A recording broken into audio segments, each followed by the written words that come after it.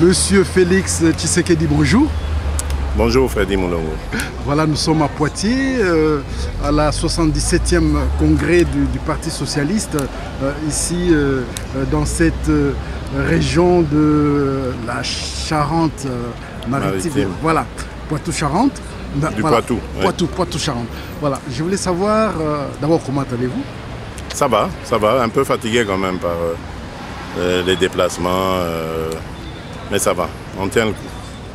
Voilà. Alors, vous êtes à la une de tous les journaux de la République démocratique du Congo, et notamment aussi sur les nets, par rapport à l'idée que vous avez eue qu'on aille un peu au dialogue face au régime de Kinshasa. Et en quoi cela consiste-t-il? Les dialogues, pourquoi maintenant? Pourquoi pas hier? Et en quoi consiste le vrai enjeu par rapport à ces dialogues? Oui, merci. Bon, d'abord, je n'ai pas choisi d'être à la une des journaux. Je crois que c'est simplement parce qu'à un moment donné, on a choisi de communiquer, parce qu'il y a des contre-vérités qui nous sont assénées et on ne peut pas laisser passer ça. Voilà pourquoi nous venons, nous saisissons toute occasion pour communiquer et dire le bien fondé de ce dialogue. D'abord, le dialogue, pour en parler, ce n'est pas une initiative de Félix Tshisekedi, de Bruno Mavungu, comme on a entendu ici et là, ni de l'UDPS. C'est une initiative, plutôt une proposition qui nous vient tout droit de la communauté internationale. Et nous avons trouvé que c'était une occasion à saisir pour sauver ce que le pouvoir est en train de tuer, qu'il tue déjà depuis 2011, mais qu'il risque de continuer de tuer si nous ne trouvons pas un accord politique. Et le dialogue que nous visons, que nous saisissons par cette proposition, c'est l'occasion de trouver un accord politique qui va permettre de régler le contentieux électoral de 2011, ensuite de baliser la voie pour avoir des élections crédibles et dans un climat apaisé, et enfin de régler le sort définitivement de Joseph Kabila. Tout en vous proposant les postes de Premier ministre? Non, absolument pas. D'abord, on ne me l'a jamais proposé, ce poste, jamais. Je n'ai jamais été dans des pourparlers pour ça. Et ensuite, nous ne sommes pas preneurs d'un tel scénario. Nous voulons, comme nous le disons dans notre feuille de route, d'un dialogue qui va prendre 10 jours et qui va mettre aux prises le camp Kabila contre le camp incarné ou représenté par M. Tshisekedi et le camp qui s'oppose donc à M. Kabila. Alors comment vous avez réagi à cette campagne de diabolisation dont vous avez été victime quand même pendant... De manière stoïque, vous savez, je suis dans la politique depuis très longtemps. Ces coups bas, je les ai vus. Je les ai vus encaissés par notre cher président, et je crois que c'est en le regardant que j'ai beaucoup appris à faire de la politique, à comprendre la politique.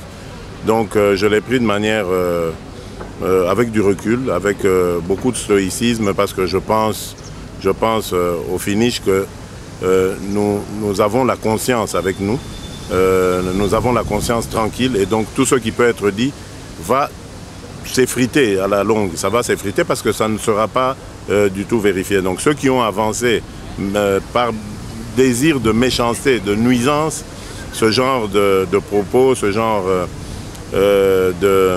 d'allusions, eux-mêmes seront démentis par les faits, parce que jamais on ne me verra aller dans la direction qu'ils ont faussement désigné. Donc, alors, voilà. Monsieur Félix Tshisekedi, est-ce que vous avez l'impression que cette rumeur provient d'où? Moi, j'accuse les services de renseignement de M. Kabila. Ce sont eux, c'est depuis d'ailleurs que nous avons reçu M. Kalev, que cette rumeur s'est amplifiée. Et selon certaines informations recueillies auprès de nos amis de l'opposition, certains d'entre eux ont cru en ça ou auraient appris cela de M. Kalev lui-même. Donc si M. Kalev s'amuse à prendre de tels risques, à fomenter de telles fausses rumeurs, moi je trouve que c'est très léger de sa part. Ce serait vraiment très mal comprendre les enjeux politiques, parce que contrairement à ceux qu'ils pensent, ce ne sont pas eux qui mènent le jeu. Ils se trompent complètement de croire qu'il faut, par ce genre d'informations, diviser l'opposition pour croire mieux régner. Mais je crois qu'ils se trompent complètement. Je les accuse, c'est eux, c'est ce pouvoir qui a véhiculé ce genre de choses dans le but de déstabiliser l'opposition. Là, il est en train de réussir, mais lorsque l'avenir va nous donner raison, l'avenir immédiat, je crois qu'il y aura un retour de manivelle et il regrettera d'avoir fait ça. Et donc pour vous, aller aux élections, c'est une chance pour le peuple congolais, au fait, de sauver ces pays, de sauver le... C'est une chance pour le peuple congolais et surtout une occasion pour les Congolais de s'accaparer enfin de leur processus. Vous savez que depuis que nous sommes sortis de Sun City, rien n'a été fait selon les prescrits de l'accord global et inclusif. Rien. On a eu des élections qui ont failli être chaotiques en 2006, mais grâce à la présence de la communauté internationale, on a pu sauver les meubles. En 2011, ce qui n'a pas été fait en 2006 ou qui avait été entamé de manière déviationniste, c'est a sauté au grand jour, est apparu au grand jour en 2011.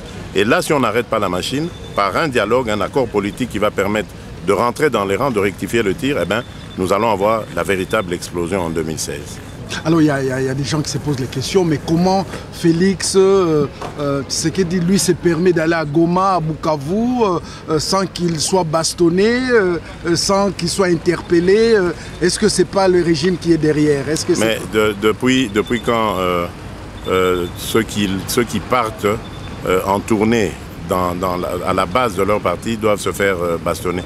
Ce n'est pas la première fois qu'il y a une tournée qui se passe sans encombre ou des tournées qui se passent sans encombre. Non, je le fais. C'est pas facile, d'abord parce qu'il faut trouver les moyens, d'une part, mais d'autre part, surtout, ne croyez pas qu'on me permet de faire ce que je fais. Il y a des endroits où on m'a interdit. Par exemple, à Mbujimayi, lorsque je suis arrivé, on m'avait interdit de prendre un bain de foule en faisant le pied.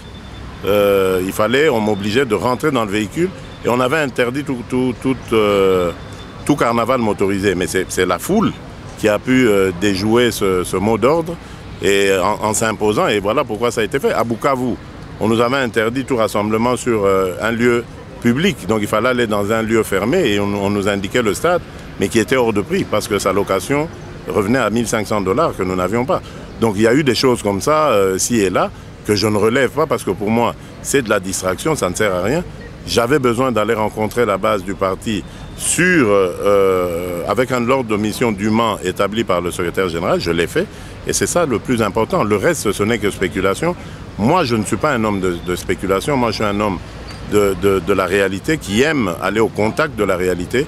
Et c'est ça qui m'importe, c'est tout. Et vous avez eu un discours, vous avez parlé de l'imposture de Joseph Kabila. Voilà, merci de d'apporter de l'eau à mon moulin. Vous voyez bien... vous parlez même du hold-up électoral. Vous voyez bien comment cette rumeur ou ces accusations, ces fausses accusations sont tournées en dérision.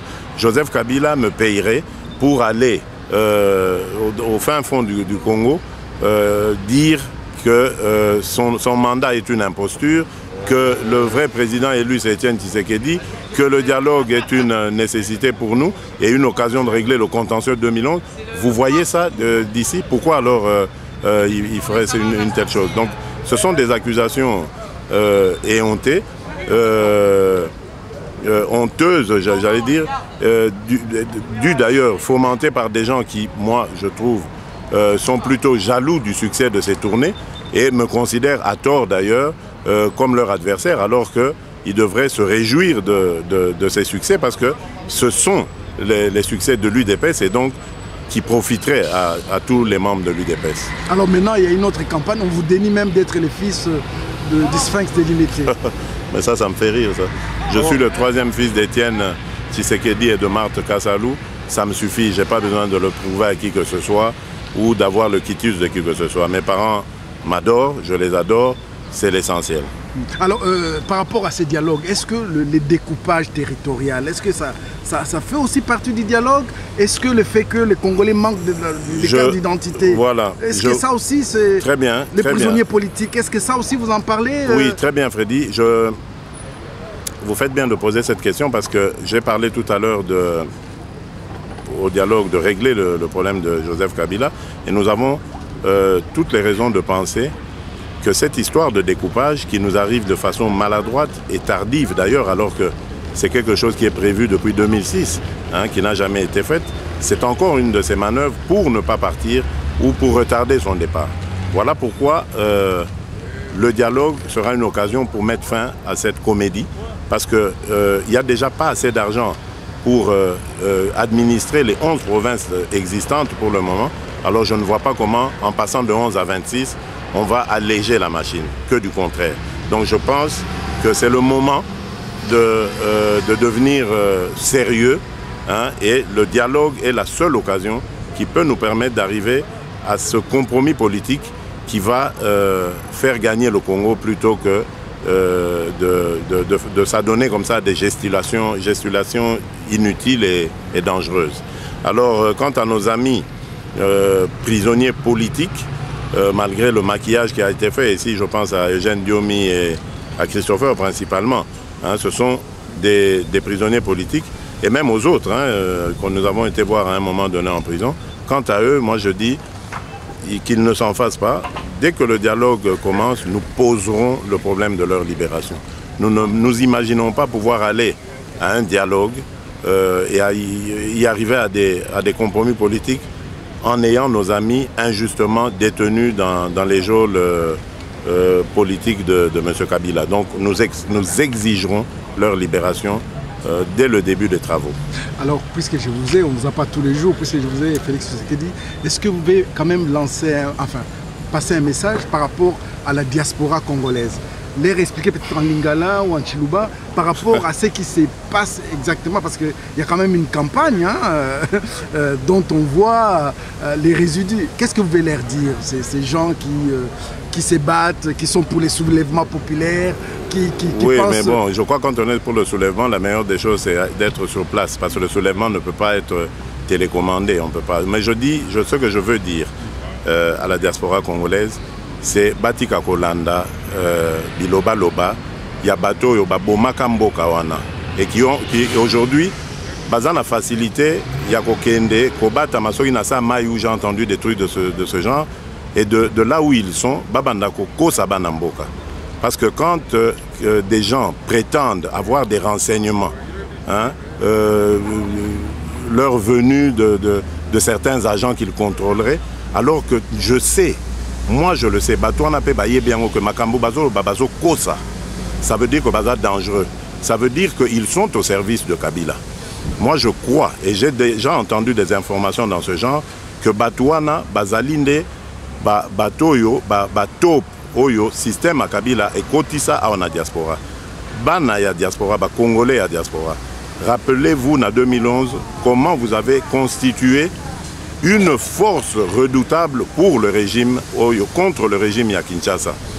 Et grâce à cela d'ailleurs, Bokani Sapero Douana, comment Banzembo Nabino, Action Nabino, et Kotisaki régime Oyo Moboulou. Et c'est ça qui a fait que Baeko Lukabatop, Oyo Bakote Libino, Bazako Pesabino ba discours à Lokuta, Bazako Pesabino que Félix Ayo Kanina Kabila pour être premier ministre, mais ça Lokuta d'ailleurs, et l'autre que Sabino que ça Lokuta, ben total là, na mikoleza ko ya soke loko ane salemi.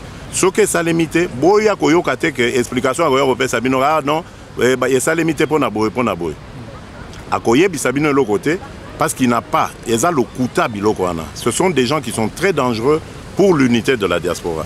Soki bolingi kolandaye eta libino bokolandande nzela ya kobunga po Congo biso na eu des pestes tikala toujours na même objectif, c'est-à-dire il faut tokotisa état de droit, état il y a démocratie na mboka ana.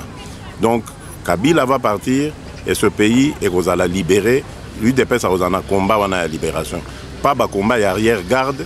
Il y a Banguna, Batami, Bazakomi, Bimsaba opposant à Lokuta, Basala politique et pas mon côté, politique na Bango Yamboka Ezalaka ko Boma Bato.